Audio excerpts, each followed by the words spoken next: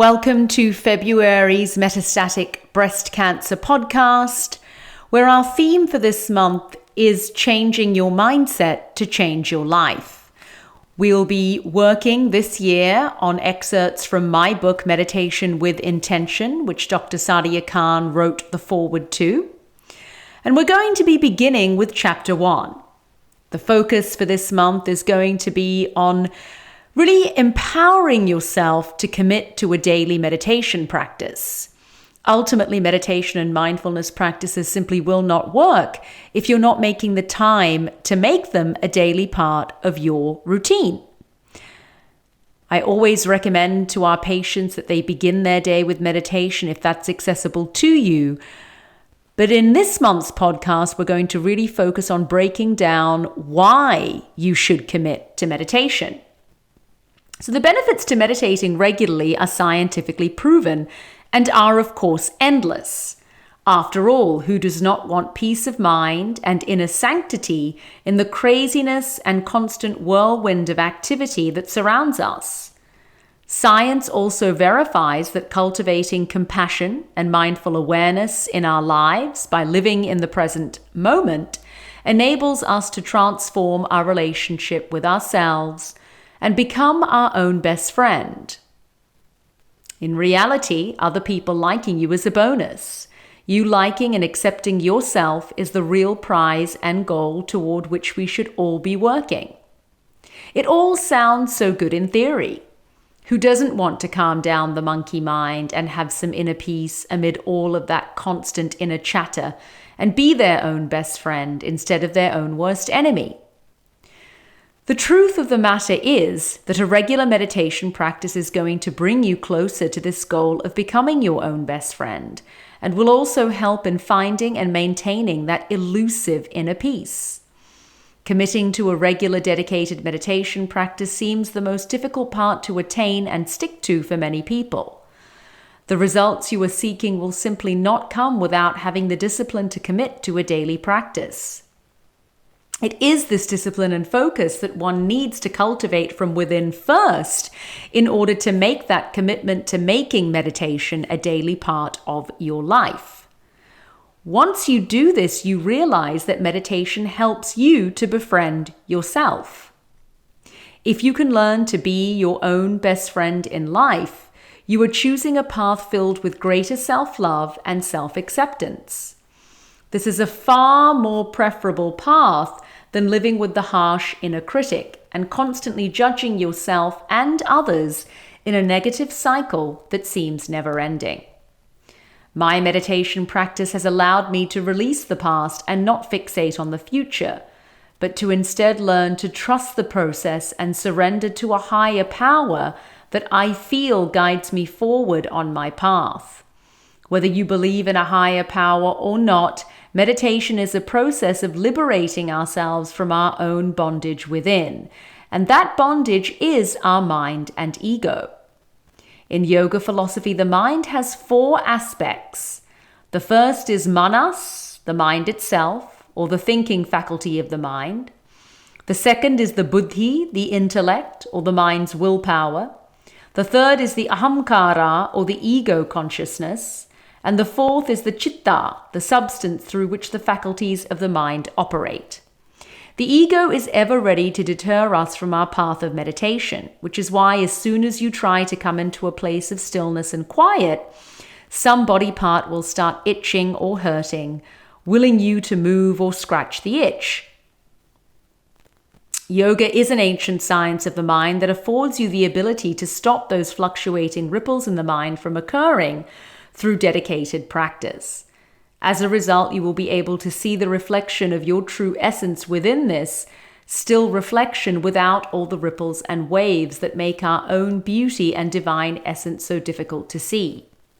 Part of the journey with meditation is understanding that first we must bring the mind under our control by withdrawing the senses and gaining mastery over the physical body. We call this in yoga philosophy pratyahara, or withdrawal of the senses. Pratyahara is the 5th limb on Patanjali's 8-limb path of yoga detailed in Patanjali's Yoga Sutras, which is the ancient sacred yogic text written in approximately 200 CE. The Yoga Sutra is the ultimate book on yoga philosophy and provides students of yoga and meditation with all they need to develop and maintain a practice. You will come to learn this is one of my all-time favorite books by how often I refer to it. The journey of meditation is also all about controlling the ego, or the ahamkara as it is called in yoga philosophy, and what I like to call the small I that we so often associate with ourselves. Through yoga and meditation, we are able to remember that we are in fact the big I. By doing so, we become empowered to stop sweating all the little things and actually start embracing our power within to live up to our full potential in this life. We learn to trust and surrender on our path in life and have full faith that the divine plan for ourselves is unfolding exactly as it should be. Part of committing to a daily meditation practice enables you to actually impact your brain function, resulting in better emotional and mental health. Even though research into meditation and its effects is still in its infancy, studies have illustrated that meditation helps to suppress the amygdala, which is the jumpy part of our brain that results in us constantly living in that state of fight or flight. It's like the alarm system always going off in your home for no good reason. The brain is the primary shaper of your mind and in turn your reality. It is always working and uses about the same amount of energy whether you are fast asleep or wide awake.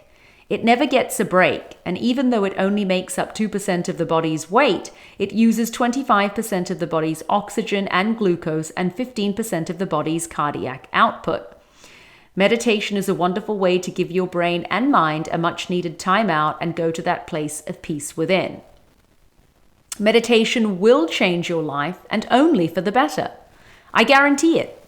It will enable you to start becoming less reactionary to everyday situations and start creating a place of balance and equanimity from within.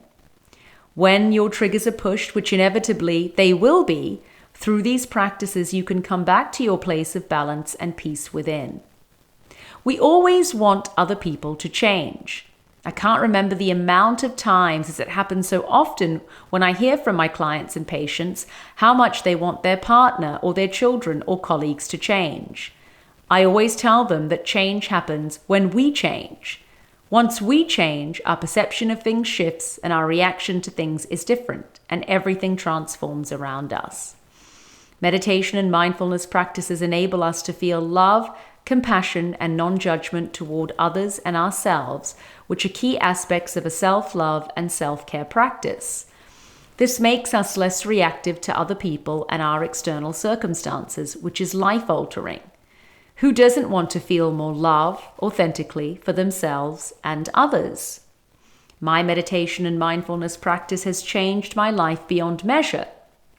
It has truly given me the gift of liberating myself from the prison of my own mind and allowed me to embrace the beauty of the present moment and live my life each day more fully with greater awareness and love. This has also empowered me to let go of trying to control everyone and everything around me and learn to sit back and enjoy the journey more, which has been a liberating experience for a control freak like myself. The more we are able to let go in our lives, the more peace we feel from within. Ironically, we are then much more able to attract the things we want effortlessly. Once I learned to let go and allow the divine to guide me, the more joy I feel in my daily life and the more opportunities come to me without forcing them and trying to control everything and everyone in my life, which I might add becomes exhausting. Beginning a meditation practice is changing your mindset away from the assumption that meditation has to be difficult. Let's explore how you can begin a meditation practice easily.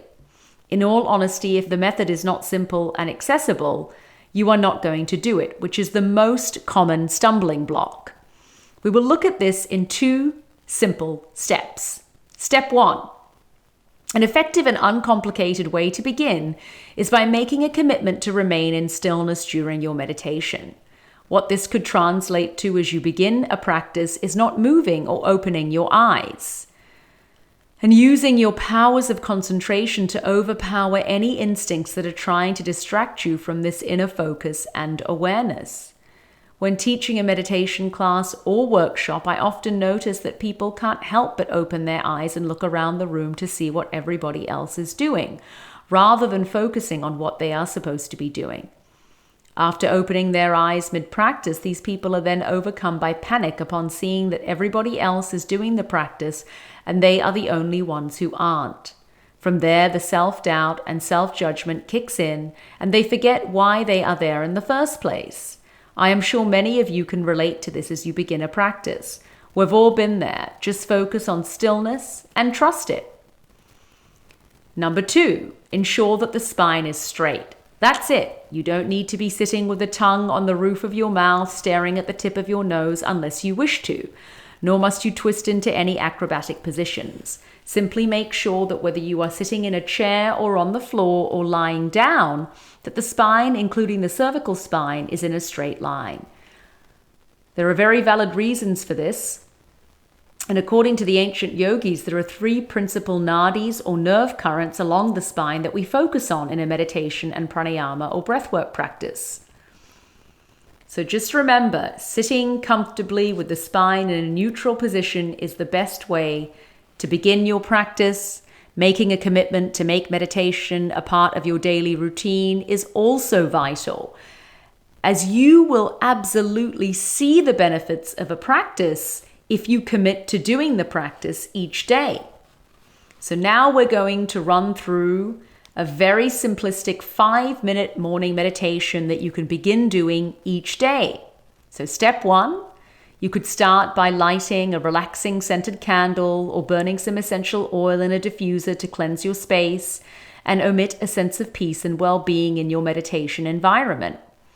You don't have to have a special room for this. Wherever might be the quietest place in your home, you can carve out a space in your room, in the lounge, in your home office, wherever you're able to really feel a sense of calm when you go to this place.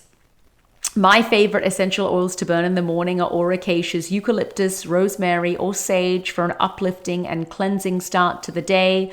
All of these essential oils are inexpensive and can be purchased from Whole Foods or Sprouts or online. Step 2, read a paragraph of something uplifting to enlighten your mind, body, and spirit. For me personally, I love to read Patanjali's Yoga Sutra and focus on 1 sutra a day. This can help with focusing your mind and setting the tone for your practice. Step 3, sit on the floor cross-legged or in a chair with the spine straight. Take 3 deep breaths initially, inhaling deeply through the nose and exhaling through the mouth, slowly beginning to turn your awareness within. Focusing your mind on your breath and then gradually toward inner silence. Drown out all of the other distractions so you are able to hear the valuable messages your inner self has to share with you. If thoughts come into the mind, which inevitably they will, focus on remaining unattached and letting each thought come and go like a cloud drifting away in the sky. That's a very simplistic practice that I would love you to begin doing each morning to really focus on finding inner peace within. Inner peace and happiness must come from within in order to be lasting, rather than fleeting moments. Quite often I hear people say that they believe meditation is not for them because they can't slow their minds down. My response is that is exactly why we meditate. None of us can slow our minds down, which is why these ancient practices are having such a popular resurgence. People are in dire need of tools to help them slow down, power down, and create some calm from within. Meditation allows me to have a much more controlled, measured approach to my mind, my thoughts, and myself.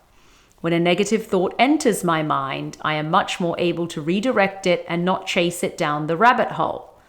We are all fully aware of how tiresome that endless hole is, after all. If all of you can make a simple commitment to setting aside just 5 minutes each morning to engage in a meditation practice, preferably as soon as you have risen or within the first 30 minutes of rising, you will find that it will set you up in the best way possible for the day ahead, and you will not be disappointed.